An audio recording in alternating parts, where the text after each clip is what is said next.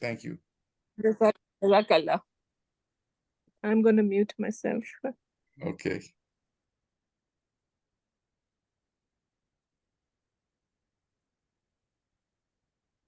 السلام عليكم ورحمة الله. وعليكم السلام ورحمة الله بسم الله الحمد وبركاته لله. والصلاة ومغفرته. والسلام على رسول الله وعلى آله وصحبه ومن والاه. And I didn't catch the discussion early, but The topic is جعل. What is جعل? وجعلنا. Yeah. yeah, I think that requires some review. There are a number of verbs that Allah subhanahu wa ta'ala use. جعل, أنشأ, خلق, البارئ, المصور, الخالق, البارئ, المصور. So number of names and attributes and verbs that are related to creation. And I mean, I don't remember them now exactly because there are very Yes. small but Yes. important differences between them. When do we use خلق? When do we use جعل? When do we use أنشأ? When do you use البارئ, المصور, الخالق? Yeah, inshallah we'll do that, and probably next time, inshallah, we'll have a better explanation, and especially the differences. I remember them, but I'm not sure, and that's a very delicate issue. Yes. You can't just discuss it without being fresh in our minds. We can now move to your topic, Dr. Suhail, whatever you had in mind. I didn't have, I usually try to get something to start from the group if someone has a question or point of discussion. Dr. Suhail, if I may, I previously had asked, I think we didn't have a long enough time. I think you put it to a future time. The two other attributes of Allah, which is Ahad and Wahad. What is the difference between those two? Okay, we'll add those, inshallah. Let me take note. Can I give him my opinion, Dr. Suhail? Sure. This is something I work with continuously. Sure. Brother, there is a huge difference in Arabic, in the Arabic language, between Ahad and Wahid. Wahid is divisible in Arabic. Ahad is not divisible. Wahid means one. Ahad is uniquely singular. I used to think that Allah subhanahu wa ta'ala described himself as Ahad in the Quran only, until I discovered that it is in the Tanakh, in the Torah, and in a prayer that Jews pray 5 times every day. And it says, the prayer says, Adonai Eloheinu, Adonai Echad, and means Allah, our Lord, Allah Ahad.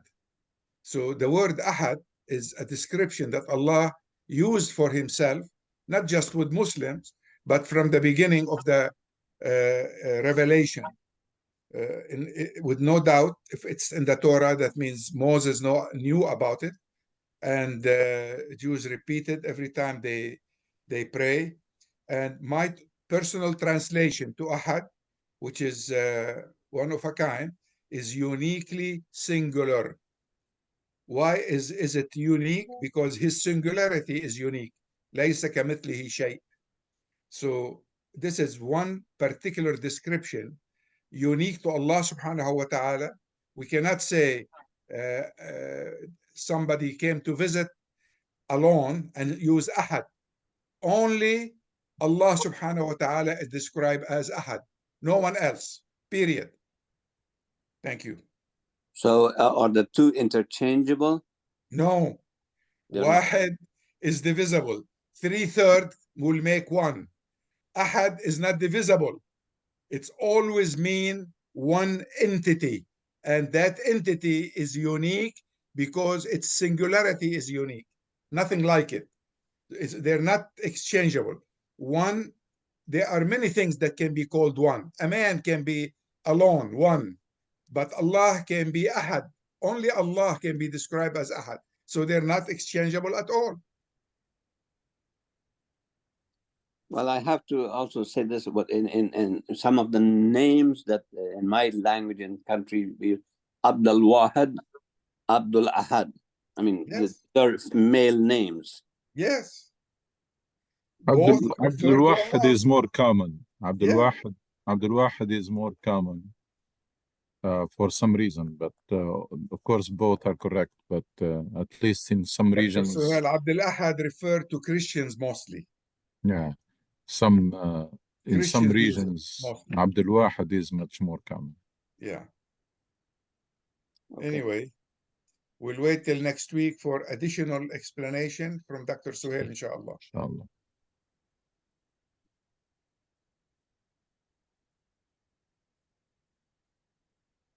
No, we are reminded every day, and we are reminded every day about the reality that we, for some reason, we try to avoid. But I think we are constantly reminded that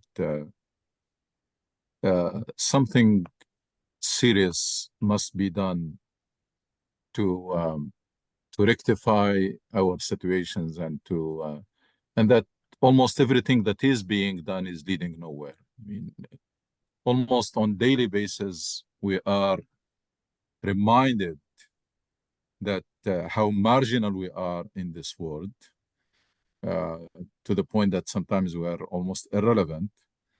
And then how the amount of damage that happened to our understanding of Islam and to the Muslim mind and to the Muslim personality, and therefore to the situation of Muslims everywhere.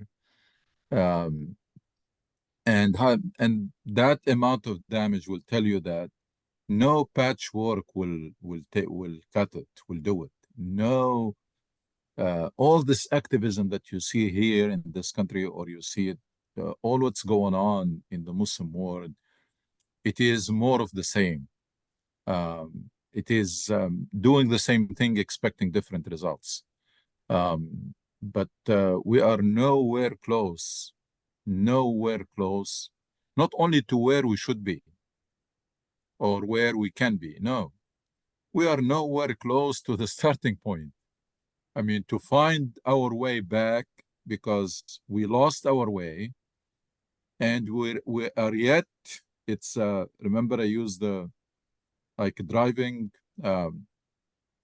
highway, and you went into the wrong exit, and then we are yet to find our way to go back to the highway and resume driving. We're still in state of loss, yani.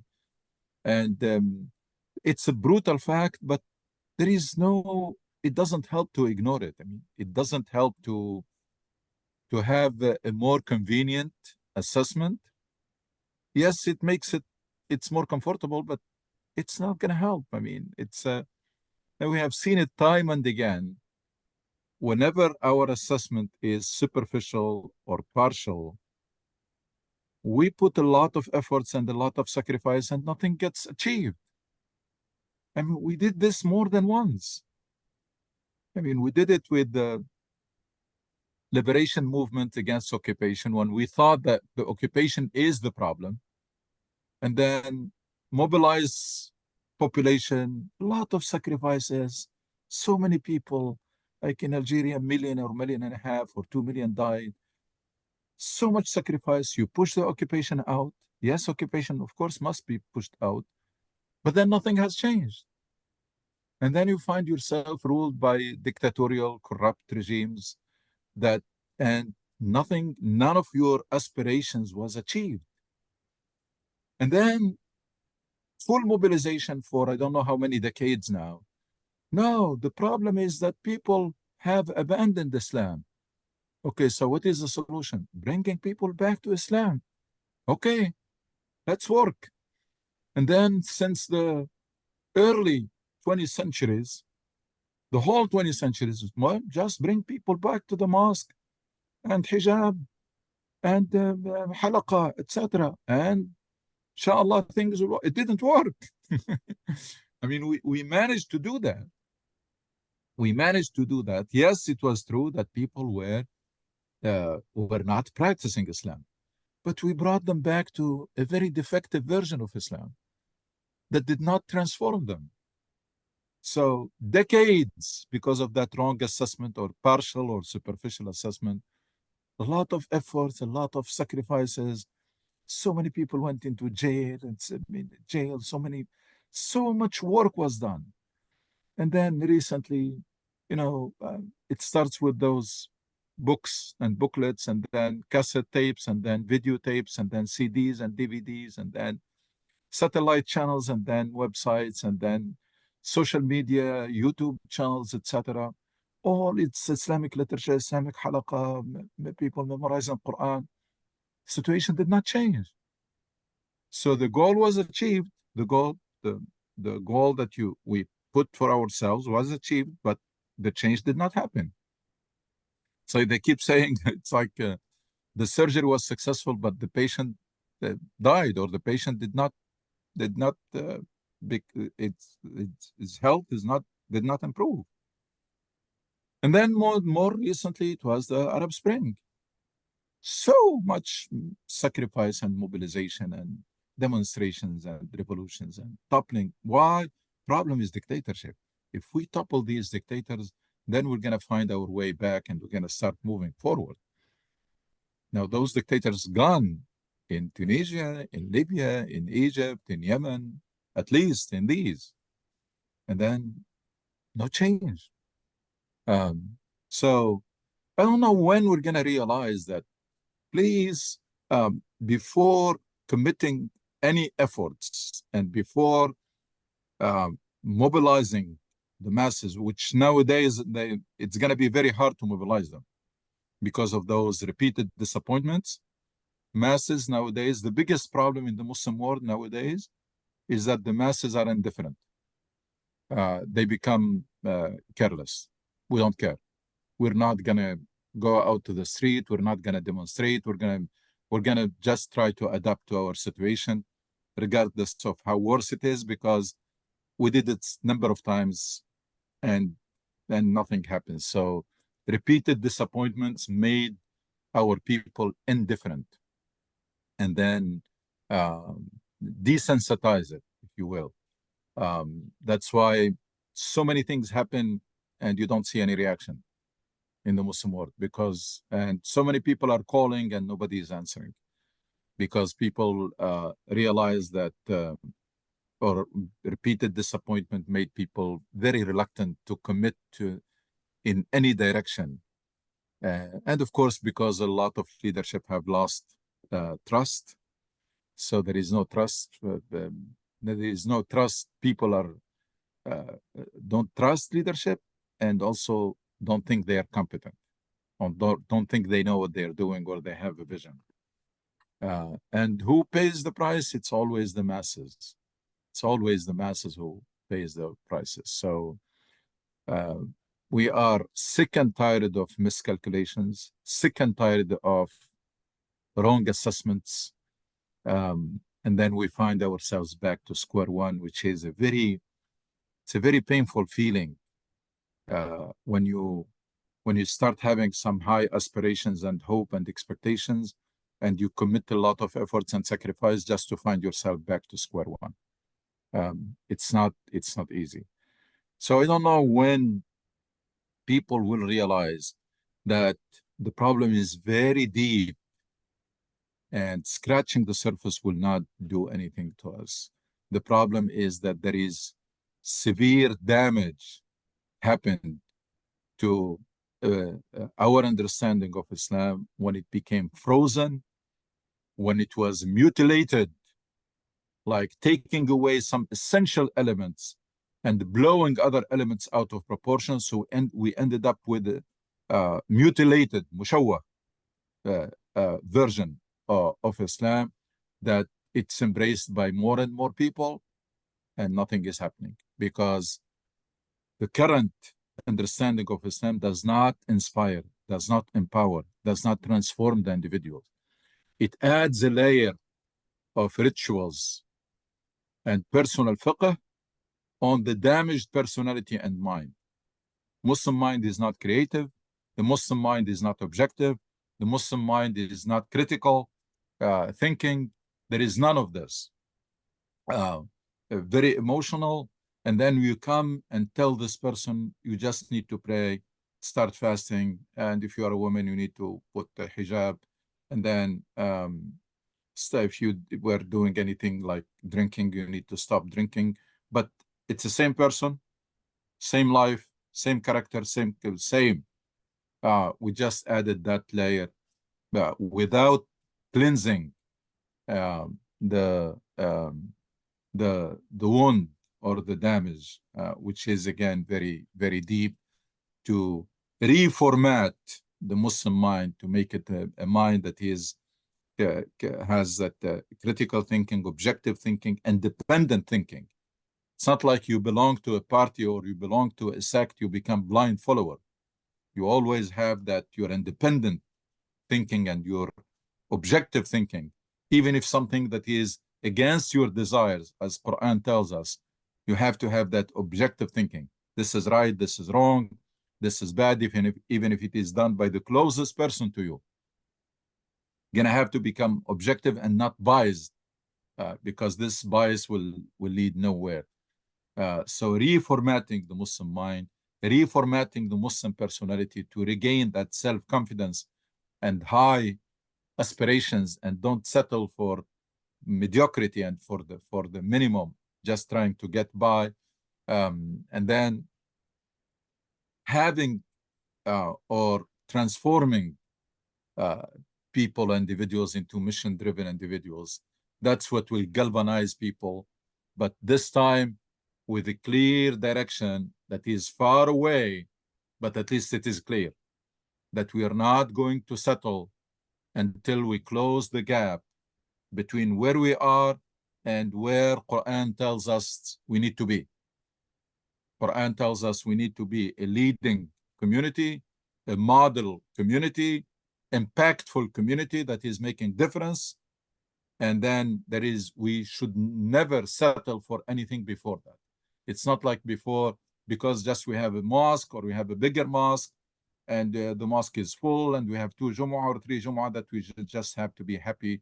And no, we should begin with the end in mind, that the end destination should be to be the community that the Quran describes.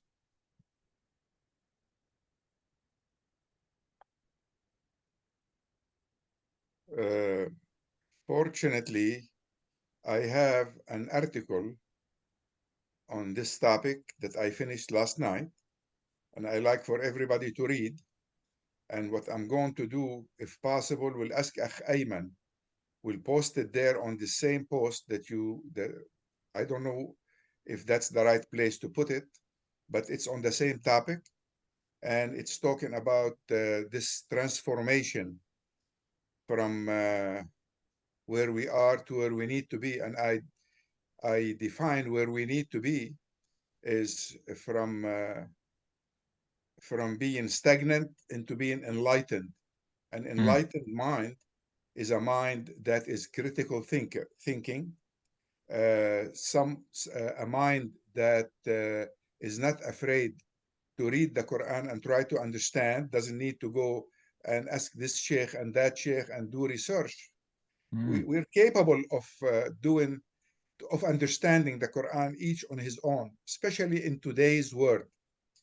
I do a lot of research and I use all the tools of knowledge available to me.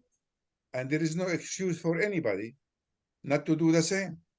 You don't need to have a PhD in something, in a topic, in order to go ahead and do some research. You just need to do it, and you learn as you go. So anyway, the society that Dr. Suhail is talking about, I try to imagine, because I believe if we don't offer a picture of what that society look like, it will continue to become abstract. And a lot of people cannot deal with abstract. This ideal society is where people truthfully who believe in certain principles live as a community together, exercise shura together, try to define for their community common goals, and try to reach those common goals together. A community of cooperation, community where like one body. If you're hurting, I'm hurting too. And I will try to eliminate that hurt that you have, although I'm not hurting and I don't feel it yet, I feel with you. So you're to me like part of me. And that community can move forward together as one body. I think maybe that's what Dr. Suhail is talking about, but at least it is what I'm imagining what he's talking about would lead to. I'm keeping in mind the early prophetic community and what we need to do today. And we are living in two different centuries under different circumstances, but we are in the United States where we cannot use the government and its regulation as an excuse. We're able to think freely, to do a lot of things freely, and we need to do it in the way of experimentation so we can correct that image that we are talking about, but we need to practice. A lot of people don't have that opportunities, but that we do. And we need to try to exercise it. So if we're making mistake in the imagining of what need to be done, we need to correct it and export it to the rest of the Muslim world. Am I close to what you had in mind, Dr. Suhail? Yeah. I Okay. think we have probably the best opportunity here. Yes. So let's the do resources, the freedom, yes.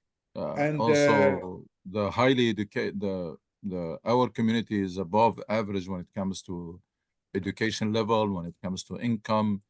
I don't think that's the case anywhere else in the world. So, but unfortunately, we settled for a level that is much less than what we can do, and what the opportunity allows us to do. We are happy again that because it was big achievement to have your own centers, and you have some national organization and some conventions and some activities and some services. Great, but that's only a phase. That's not the end game. That should never be we should never think that's the end game. That might be acceptable for another minority, for people who think of themselves as minority, but we're not. We are a mission-driven community that wherever we settle, we should make a difference in the lives of people. It's not, yes, it's okay to start by securing your base. That's very logic. And that's the starting point, that you go establish your own center, some Islamic schools, whether full-time or weekend, some basic educational activities and or social service, fine. That's to secure your base.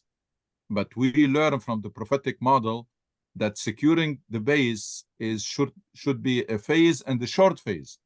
The Prophet ﷺ, wherever he settles, he starts by securing the base, but he quickly go and engage his environment because it was clear in his mind that securing the base is just a phase, that you need to do it, but you quickly move on. So every time the Prophet ﷺ, even as his base was expanding, every time he secured his base, he quickly goes and engaged the larger circle or the wider circle. So he started in Mecca, that small group, and engaged the people of Quraysh, always talking to them and discussing, etc.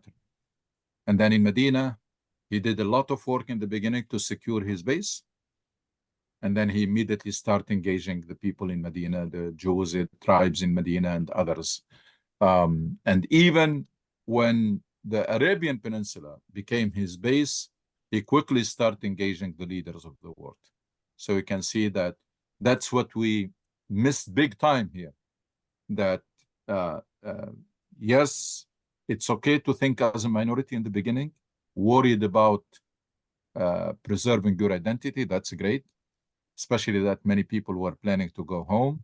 That's acceptable, logic, reasonable, but it went beyond the limits, and it should never became the goal.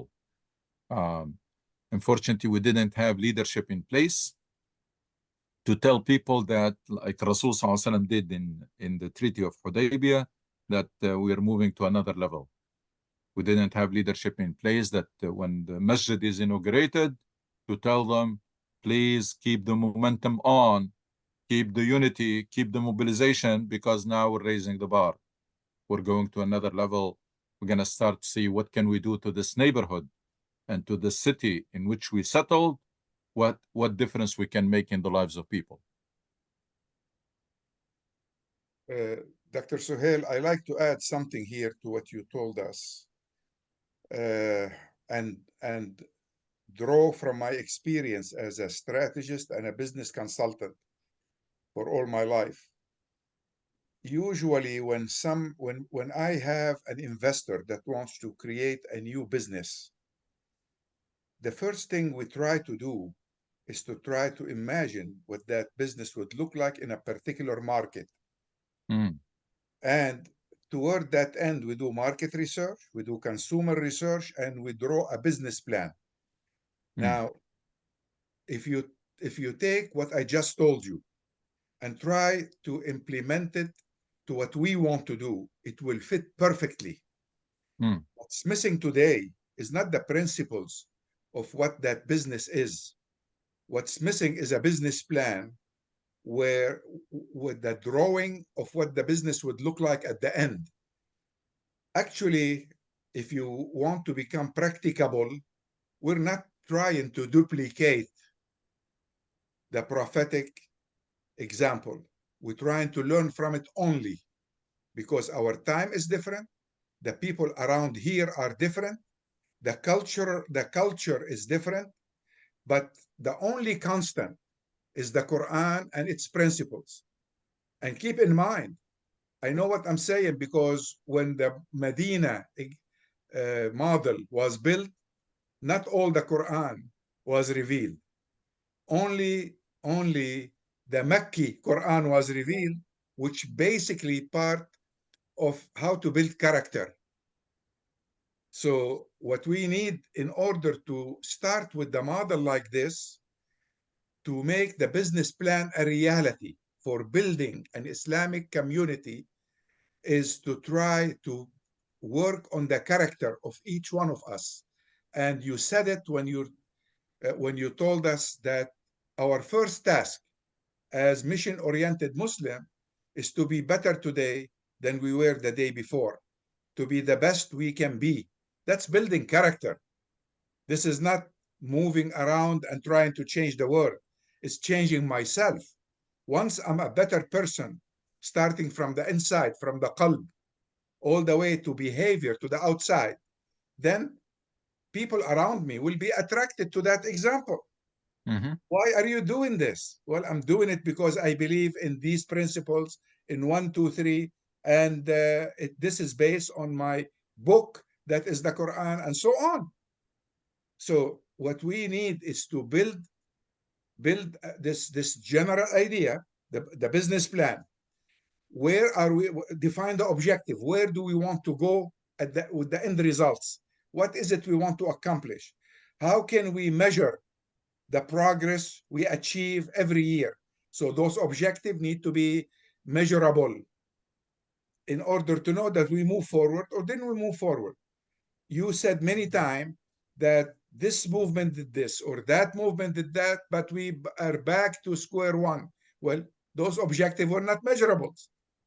When Ikhwan al-Muslimin tell you our dustur is the Quran, I always ask them, and I ask their leadership, what part of the Quran? What do you mean? Well, I need to know what part of the Quran I'm going to apply to education as it exists today in a particular place, under a particular curriculum. And I need to know specifics. Don't give me generalities and say, this is our dustur, our constitution. I want our constitution to be spelled out and be clear. And this is part of a business plan. So borrowing from my business model will work. We just need to apply it. I mean, a lot of us have different models in mind, but I'm talking about one that's practical, that can be implemented, and we can feel it in our daily life. We can measure whether we're moving forward or not.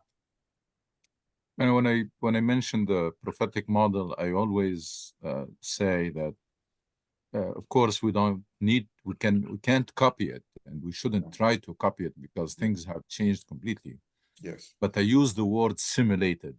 Yes. Simulation meaning what? Simulation meaning to study the model of the Prophet ﷺ, very in-depth study, to understand what are the elements of this model, and then to imagine, try to imagine with that background, studying the life and the personality of the Prophet ﷺ and his model.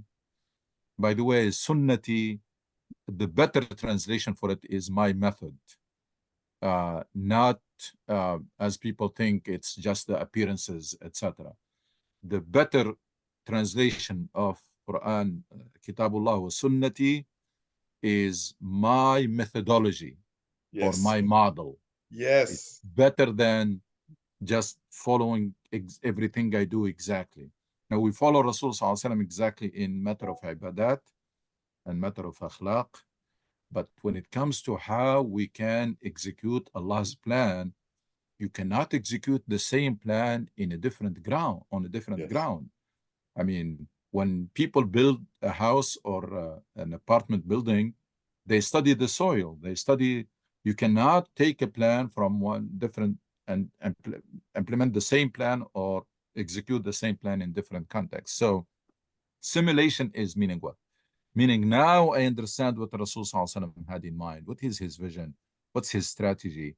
What is the mission itself? What did he try to achieve? How he did it so effectively? And then what?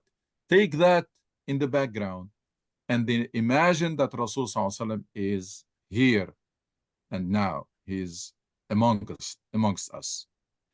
How he would pursue his mission? How would he achieve the divine purposes, which is maqasid? How he can make justice prevail in United States at this point, which is very different from Mecca at that time or from Medina. So how he would have behaved, and then we try to follow. That's how we follow the Sunnah of Rasul ﷺ, which is not copy me, but follow my methodology, my model, my approach, which is much better translation of Sunnah than what people think, that if I put the imama on my head, then I'm following the Sunnah of Rasul ﷺ. If my beard becomes very long, then I'm following no. That's not the Sunnah of Rasul ﷺ. Is basically his model, his methodology, his approach of fulfilling the divine mission and achieving the divine purposes. Yes. And I dare to tell you that nobody in the Muslim world today, and I do research every day, 7 days a week, nobody in the Muslim world had defined Sunnah the way you just defined it. And it took me 4 years, and a business life, a life in business, to come to that conclusion that you just came into. Sunnah is methodology. Taqsir al-Thawb is an example that I use in lectures, in papers. Every time I want to make that point, I talk about shortening the thawb, the dress that a man wear. It's a case in point, because at the time of the Prophet, fabric was very expensive and it was imported from China or India or other places. So to drag it on the ground shows that you have a lot of